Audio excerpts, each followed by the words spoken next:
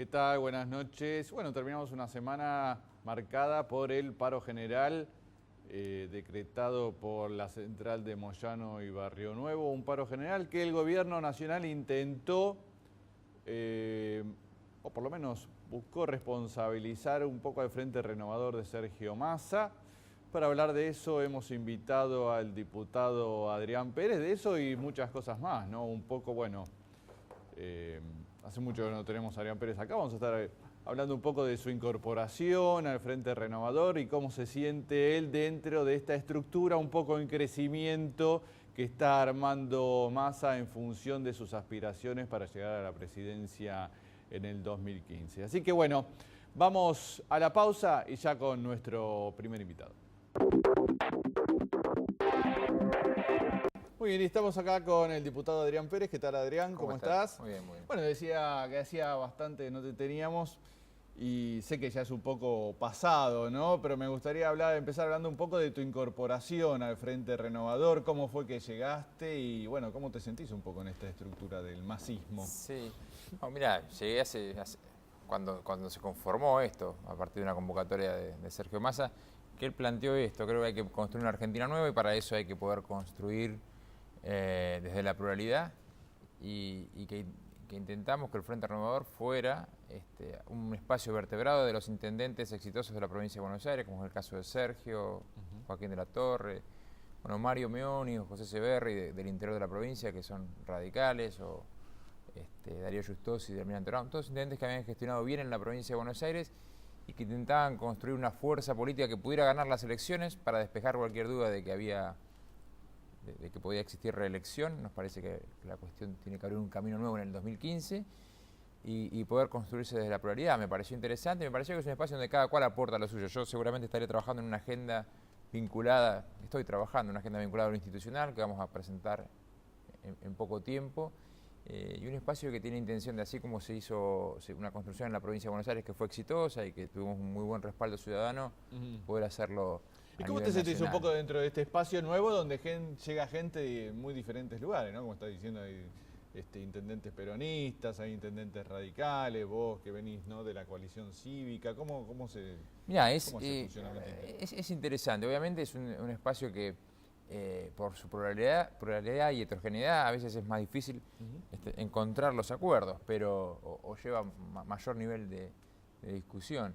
Pero es muy interesante, porque yo creo que precisamente la Argentina viene de casi de una situación muy binaria. La lógica de construcción del propio gobierno, de blanco o negro, yo creo que termina esa etapa y viene una etapa de mayor construcción a partir del diálogo. Eso también lo tenemos que poder hacer nosotros muchos hacia nuestro interior, habiendo conformado una fuerza política que tiene mucha heterogeneidad. Así que me parece que es una situación muy rica, y también poder tener en el mismo espacio la mirada de un empresario como de Mendiguren y la mirada de Daer, que viene del mundo sindical, claro, la mirada de alguien que tiene más experiencia parlamentaria, como es la mía, y de alguien que tiene fundamentalmente experiencia de gestión, como son la mayoría de los intendentes, que son un poco la centralidad también del Frente, ¿no? ¿Vos en algún momento planteaste alguna diferencia, por ejemplo, creo recordar cuando fue la incorporación de Raúl Lotacé, ¿no? El intendente de Merlo? Vos dijiste que ahí en eso vos no estabas de acuerdo, era un intendente de los más cuestionados, ¿no?, que hay en el conurbano. Sí, yo no estoy de acuerdo, pero porque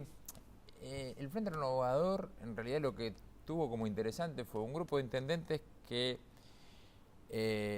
gestionaron de forma más moderna la provincia de Buenos Aires, fundamentalmente el conurbano, distinto a los tradicionales, digamos, varones del conurbano. Y habían sido gestiones con mucho respaldo. El caso de Sergio en Tigre, con 75% de la población, o Darío en Almirante Brown, lo mismo, o Catopodis en San Martín. Entonces, eso expresaba el Frente Renovador: un recambio en la forma de hacer política, en la forma de gestionar. Me parece que Otacé precisamente expresa lo contrario. Entonces, a mí, yo la verdad que creo que es una equivocación la incorporación, y así lo planteé. Igualmente creo que la centralidad del proyecto tiene que ver con estos intendentes y tiene que ver con que nosotros estamos marcando como rumbo, ¿no? Y que creo que tiene que ser una fuerza que sea cada vez más frente y cada vez más renovadora en su forma de hacer política. Está bien, sí, pero pasan esas cosas, pasa mucho en el peronismo también y las fuerzas en construcción donde se va juntando un poco de todo, pero bueno, está en la capacidad del que conduce después manejar esa fuerza tan heterogénea. Pero podríamos decir así a simple vista, vos parece como el ala izquierda del Frente Renovador o si hay una... Sí, en el marco de esa pluralidad hay dirigentes que tenemos más una visión sí, de centro-izquierda, como es el caso de Daniel Arroyo, el mismo Cato Podis, que es un intendente que viene del Frepaso, digamos. Hay dentro del frente distintas vertientes. Lo importante me parece que es poder ponernos de acuerdo en cómo hacer para instalar, y creo que eso lo ha hecho bien el Frente Renovador, los problemas más concretos que hoy tiene la Argentina. Entonces, creo que la gran virtud del Frente ha sido poder instalar agenda pública y poder instalar una agenda distinta a la que el gobierno ha instalado en los últimos años. Es decir, hasta ahora lo que nosotros teníamos es el gobierno como única fuerza política con capacidad de instalar agenda. La aparición del Frente Renovador hizo que empecemos a discutir algunas cosas que logramos instalar nosotros en la agenda pública, lo cual es una más importante. Quiero decir, nosotros hicimos campaña con el tema del mínimo no imponible, la elevación del mínimo no imponible. Después de las PASO logramos que efectivamente el gobierno eleve el mínimo no imponible. Hemos hecho mucha campaña con el tema de seguridad, con el tema de policías comunales, descentralización de la justicia, de la utilización de la tecnología para tener políticas de prevención, con el tema de las cámaras, el tema de los botones antipánico y demás, porque habían dado buen resultado en algunos municipios. Y hoy vemos que Scioli dice, bueno, el tema de la seguridad es importante, hay que declarar la emergencia, y toma muchas de estas medidas que nosotros veníamos ¿Estás de acuerdo con este plan de seguridad que lanzó Scioli ahora? Mira, yo lo que creo es que hay que ver cómo evoluciona. Lo que estoy de acuerdo es con que tomó el tema de la seguridad como una cuestión prioritaria, y diría que algunos lineamientos que él propone vinculados a digamos, más fuerzas de seguridad en la calle, más tecnología aplicada para la prevención, es acertado, digamos, y hay modelos, insisto, de gestiones que cuestiones comunales que han aplicado y que les ha ido mejor. Indudablemente el tema de la seguridad es un tema que tiene que tener un abordaje no solamente mucho más completo, sino que además, la verdad es que yo le dice voy a destinarle 600 millones en la provincia de Buenos Aires, eso es realmente muy poco.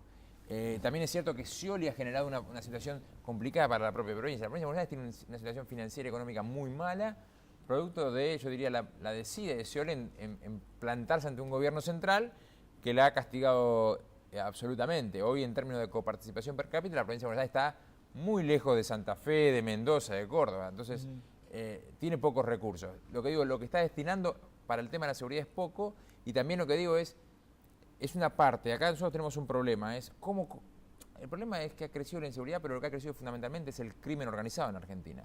Entonces hay que tener un programa para combatir el crimen organizado. Sí. Y esto implica desde policías de investigación, que eso sí es una cuestión por ahí federal, que requiere que tengamos policía federal de investigación para el crimen organizado, que hoy no tenemos.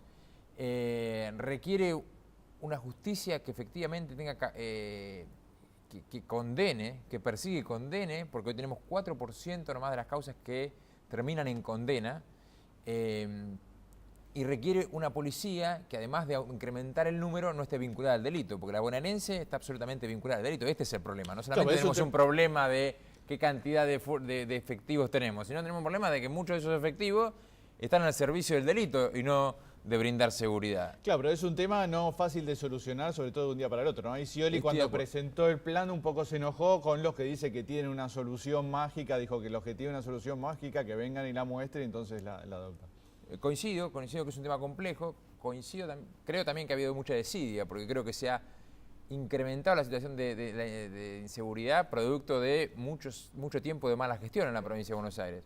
Pero algunas de las líneas que ha planteado Scioli como líneas de trabajo creo que son correctas, y nosotros hemos dicho vamos a acompañar, y desde la legislatura, por ejemplo, para avanzar en el tema de la policía comunal, para avanzar en la descentralización de la justicia, para que haya no solamente más efectivos, sino mayor tecnología, y ojalá podamos avanzar en un tema que es muy importante, que es cómo tener policía muy especializada en la lucha contra el narcotráfico. Nosotros ha crecido el delito complejo y el delito violento, y esto tiene mucho que ver con el crecimiento de la droga. Entonces, y esto no es solamente en la provincia de Buenos Aires, indudablemente, porque ahora vemos lo que ocurre en Santa Fe, vemos lo que ocurre en otras provincias, pero La Argentina ha dejado hace tiempo ya de ser un país de consumo o tránsito para ser un país de producción, y esto tiene una repercusión muy fuerte en términos de cómo ha crecido la organización delictiva compleja en la Argentina. Sí, en cuanto a lo de Santa Fe, bueno, el gobierno esta semana dio una señal muy fuerte con un superoperativo, dice que va a dejar ahí prefectos y gendarmes. Te quería preguntar a propósito de qué hay con la reforma del Código Penal, ¿no? Que ustedes, el Frente Renovadora, está haciendo una campaña tan fuerte en contra de la reforma, ¿no? Si es tan grave como dicen. No, mira, yo te digo lo que pienso. A mí me parece que el Código Penal, la experiencia en el Parlamento en los últimos años ha sido que las leyes salían aproximadamente en 15 días, y cuando el gobierno ponía una ley en tratamiento, no había mayor posibilidad de debate o de que esa ley sea modificada. Esto ha ocurrido de forma sistemática y pudiera tomar cualquier ejemplo, creo que con la excepción del Código Civil o alguno más, en donde el gobierno mandaba una ley y en 20 días tenía la aprobación del Congreso. En este caso, además, el antecedente era que había habido una comisión integrada por dirigentes de distintas fuerzas políticas que habían avalado ese anteproyecto, con lo cual lo que uno presumía era, bueno, esto va a salir por un tubo muy rápidamente. Lo que quedaba para hacer ahí era instalar que había que dar un debate distinto. Y por eso creo que el Frente Renovador hizo bien en jugar fuerte, instaló la cuestión y ahora ya hay un debate distinto porque las mismas fuerzas que inicialmente acompañaban el Código Penal dijeron el radicalismo se corrió, la coalición cívica se corrió, no, buena parte de las fuerzas que dijeron que estaban de acuerdo. Bueno, el PRO dijo, no, nosotros no vamos a acompañar el código tal cual está. Creo que se abre una instancia, en todo caso, de discutir entre todos, incorporando otros actores, porque el problema del Código Penal era no solamente que iba a pasar rápido por el Congreso, sino que lo hicieron un grupo de iluminados, que entre 5 tipos decidieron lo que había que hacer con el Código Penal. Bueno, pero representaba a todo el arco político. Bueno, pero indudablemente había parte, digamos, de la sociedad que no se vio expresada en eso, porque lo que nosotros recibimos no solamente desde la calle, que ha tenido una participación importante, sino buena parte de la academia diciendo, bueno, este código tiene muchos errores. Yo voy a decir para mí cuáles son los errores. No es un problema de que haya un nuevo código penal, es una buena cosa de que haya un código que establezca integralidad. El código que tenemos nosotros hoy vigente, producto de sucesivas reformas, ha perdido coherencia, si se quiere también, ¿no? Me parece que pensar... Sí, bueno, ese es el objetivo. Me parece que pensar en un código está bien. Para mí lo que está mal del código es lo siguiente. Un nuevo código penal establece de alguna forma criterios y prioridades en materia de política criminal. ¿Qué quiero decir? Es una señal en función de cuáles son los delitos también que el Estado va a poner mayor énfasis. Y ahí para mí está el principal error del Código Penal. Si vos me decís, si la solución en materia de política criminal es subir todas las penas, bajar todas las penas, yo te digo que no pasa por ahí, que el tema de la seguridad pasa por una cuestión mucho más integral que eso, porque como te decía, tenemos muy poco nivel de sanción, o sea, tenemos un problema mucho más fuerte en el funcionamiento de la justicia que en el tema de los tipos penales. Pero sí es cierto que yo como señal tengo que decirle, mire, a mí hoy lo que me importa son 3 o 4 delitos que han crecido muy fuerte en la Argentina: narcotráfico, trata de personas, corrupción. Y el Código Penal nuevo lo que dice para el narcotráfico, digamos, baja las penas. Para la trata de personas, baja las penas. Y para el delito de corrupción, no hay ninguno de los tipos penales más modernos que hoy implica gravamen en función de la responsabilidad del funcionario, la figura del arrepentido, la disminución de penas para quien decide denunciar un delito de corrupción habiendo participado. Digamos, porque el delito de corrupción es un delito realmente de difícil probanza. El tema de ampliar la prescripción, el plazo de prescripción para los delitos contra la administración pública. Estas cuestiones que digamos, para mí son centrales para decir, bueno, en términos de política criminal estamos interesados en esto, se iba en sentido contrario. Y esto me parece que es lo más grave del Código Penal. Me parece que se abre una instancia, hay algunos que dicen, bueno, se cerró el debate. Yo creo que al contrario, creo que estaba cerrado el debate porque venía un combo ya armado con un anteproyecto muy sólido, acordado entre las fuerzas políticas. Eso, mirando los antecedentes de lo que ocurrió en el Parlamento argentino, implicaba prontamente se va a aprobar ese código y se abre un debate de qué código, y nosotros lo que creo que ahora va a haber la posibilidad de que haya más adelante un debate en donde incorpore otras miradas, otros actores que no tuvieron posibilidad de ser consultados. Oye, Adrián Pérez, tenemos al procurador de Abel Córdoba ahora para hablar también del tema de la seguridad y de la reforma del Código Penal, pero antes, para no mentir con la introducción que hicimos, quería hacerte por lo menos una pregunta del paro, porque al final nos fuimos por las ramas y no tocamos este tema. Mira, ¿cuál es la posición del Frente Renovado ante No, yo te digo, yo lo que creo es que el paro tuvo un nivel de acatamiento muy importante y eso ha tenido que ver con la realidad. Es decir, hay una situación de alta inflación y ese nivel de alta inflación está impactando fuertemente en los trabajadores, en pérdida de ingresos de los trabajadores. El INDEC dice que pierden menos ingresos los trabajadores registrados que los no registrados, porque según el INDEC, el incremento salarial, digamos, de los no registrados ha sido más alto que... Eso es una mentira. Tenemos pérdida importante de los registrados, pérdida mayor de los no registrados, pérdida de los jubilados. Entonces, eso para mí es lo que explica el nivel de acatamiento importante que hubo. Esto independientemente de quienes convocaron. Nosotros, la verdad es que no fuimos fuimos creo que la única fuerza que no fue a la cumbre convocada por Moyano y Barnuevo, y particularmente más creo que ojalá que algún día, digamos, tengamos otro tipo de dirigencia sindical en la Argentina. Moyano, en todo caso, tiene el volumen que tiene, también producto de lo que el gobierno, que ahora está peleado, le fue generando en términos de volumen político y económico. Ojalá, digamos, pero no hay que creer que esto ha tenido algo que ver con la figura de Moyano y Barnuevo. Creo que ha tenido que ver con un contexto en donde, todo lo contrario, en donde la gente reclamó. Y también hay que decir, yo creo bastante que la gente tiene que poder expresar en forma voluntaria. Esto quiero decir, no creo que sea una buena lógica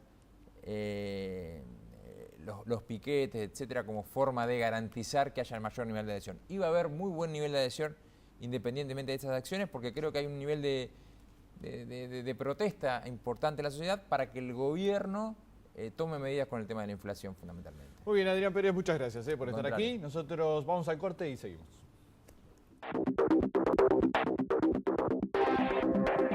Muy bien, y el año pasado se creó la Procuración de Violencia Institucional, Procubin, es su inicial. Acá tenemos a Abel Córdoba, su titular. ¿Qué tal, cómo va? ¿Qué tal, buenas tardes?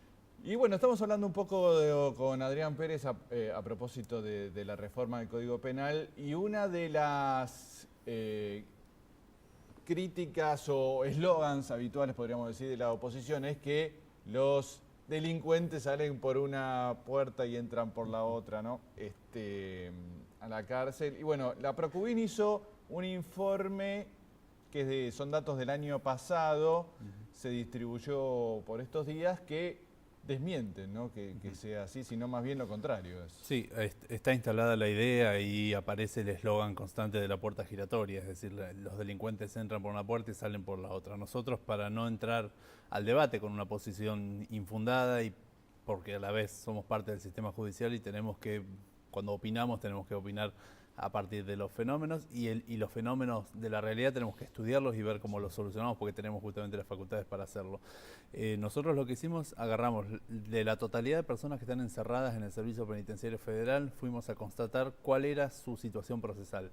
Y ahí nos encontramos con lo que es justamente una realidad que desmiente y deja en términos de falsedad directamente la afirmación de que haya una puerta giratoria en algún lado.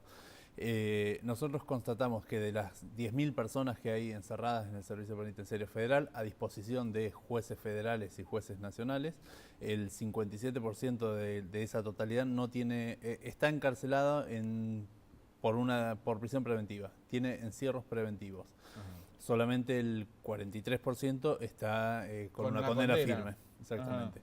Es el número global que en cualquier análisis de sistemas judiciales es escandaloso, es injustificado, y que amerita obviamente que se adopten medidas urgentes desde los ámbitos donde esos resortes... Es lo que debería ser una excepción, ¿no? Que alguien esté preso por una causa que está en curso todavía, que no sé... acá vendría a ser casi la regla, el 57%. Aquí es la regla. Y hay tres focos donde nosotros tenemos una alerta más grave. si nosotros de ese 57% analizamos el número de mujeres, el universo mujeres, el colectivo mujeres, vemos que hay una situación de discriminación por la condición de mujer, que el 62% de las mujeres no tiene condena. Más mujeres que varones están presas sin condena. Sin condena y con encarcelamiento preventivo, lo cual nos empieza a dar cuenta de que hay una política criminal específica para mujeres que es más gravosa, es más grave que para el universo total de detenidos. Y luego, si uno analiza la población entre 18 y 21 años, que suele ser la que comete la mayor parte de los delitos que luego son motivo de noticias, de noticia policial, y a la vez es donde está... Sí, el objeto de los linchamientos, además de los últimos siempre días, el ¿no? foco crítico del tipo de criminalidad que es la criminalidad de vereda y a la vez de portada. La población entre 18 y 21 años que está encarcelada, el 77% no tiene condena. Ahí ya pasa a ser casi un número absoluto. Eso en noviembre del año pasado. Nosotros lo seguimos estudiando y en estos momentos ya está en el 80%. Es decir, incluso estos mismos debates, estos planteos públicos acerca de la peligrosidad de algunos estereotipos de personas, empieza ya a agravar y nos lleva a números siderales. Y en el caso de la justicia federal también estamos 3 de cada 4 personas que están encerradas por disposición de jueces federales lo están en modo preventivo y sin que se haya agotado su juzgamiento.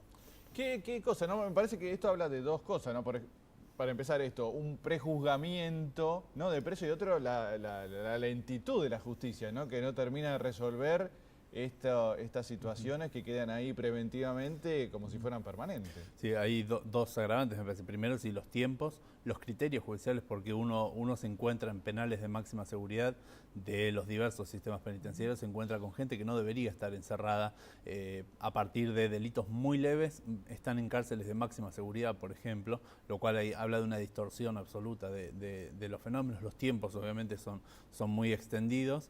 Y luego las condiciones en las cuales se cumplen estos encierros. Las condiciones de un encarcelamiento preventivo y de una condena son idénticas y son siempre gravosas. Es decir, alguien que es llevado a una cárcel, es encerrado por un delito contra la propiedad, por ejemplo, por intentar robar una cartera, por intentar robar un estéreo, el tipo de delitos callejero.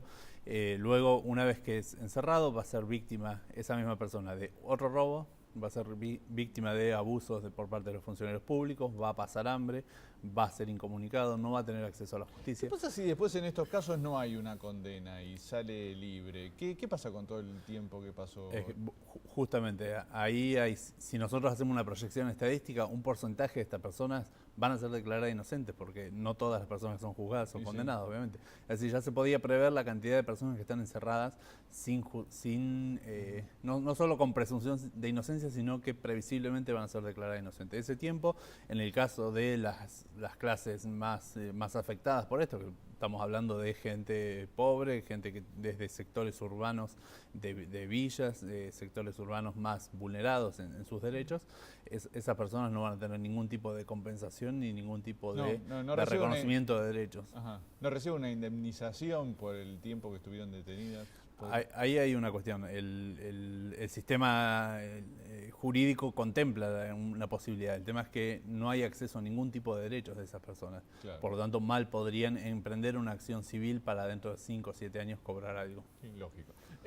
Hablaste de una población carcelaria de 10.000 personas. ¿Eso se está incrementando? ¿Cómo es la situación? ¿Está increyendo o se mantiene estable en los últimos tiempos? Ese es el número del Servicio Penitenciario Federal.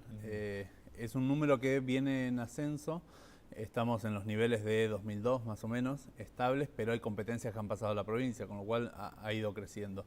Igual el número global de todos los sistemas penitenciarios argentinos, provinciales y federal, estamos arriba de los 60.000 personas y viene con un ascenso importante. Y estas oleadas donde el tema de seguridad se lo relaciona con las garantías, es decir, se supone que si se restringen las garantías, si hay menos acceso a menos derechos de la libertad, en definitiva, si el encarcelamiento preventivo se extiende, va a haber más seguridad. Cuando se plantea esta tensión, lo que se hace es se sigue aumentando el número de personas detenidas preventivamente. Eso es inmediato, digo, las propias autoridades de los servicios penitenciarios nos lo dicen. Luego de estas oleadas ya empiezan a notar que los criterios judiciales son más duros, son más conservadores y obviamente están mirando con un ojo el expediente y con el otro ojo el diario y la opinión pública, ¿no? Que realmente nos ha convencido a todos de que hay una situación así crítica y bueno, incluso lo que hablábamos antes con Adrián Pérez, ¿no? Lo que nos decía esto de la puerta giratoria, de que las autoridades no lo tienen en cuenta. Así que bueno, es muy bueno el trabajo que hace la Procuraduría de Violencia Institucional, porque bueno, nos muestra otra cara, ¿no? Yo creo que no solo muestra la cara, sino que antes de modificar una situación grave hay que conocerla, hay que estudiarla. Hay que estudiar los datos antes. Ahora tenemos determinado exactamente el porcentaje de personas encarceladas, los grupos más vulnerados, que son jóvenes y mujeres, el sector judicial donde es necesario implementar alguna medida en lo urgente, que es la justicia federal. Ahora lo que queda ante ese panorama es la posibilidad de modificarlo o sostener la medida por ser pero ahí ya se evidencia que es una política criminal específica, intencionada y que pasa por alto los derechos constitucionales. Muy bien, Abel Córdoba, muchas gracias por estar aquí. Nosotros nos despedimos. Chau, hasta el viernes que viene.